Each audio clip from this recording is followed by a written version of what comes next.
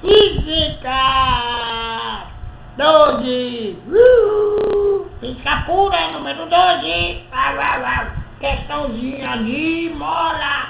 Questãozinha de corda vibrante. Olha aqui, ó. Essa bola vibra com frequência de 9 Hz. Calcule sua frequência fundamental.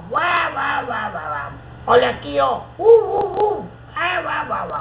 Olha. Vamos ver como é que é a mola aqui embaixo. Atenção. Ela vai vibrar primeiro assim, ó.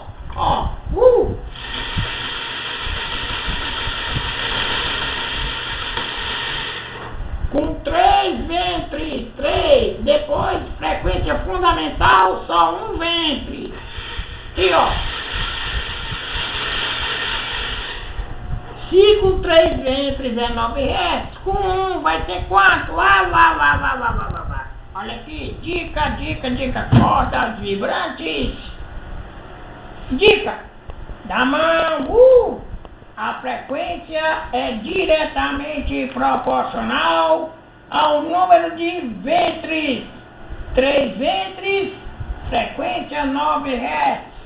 E se for um ventre, dividir por 3, divide a frequência também por 3. A frequência fundamental vai ser 3 Hz. A resposta, aqui, ó, 3 Hz. Dividiu por 3, porque dividiu a quantidade de ventres.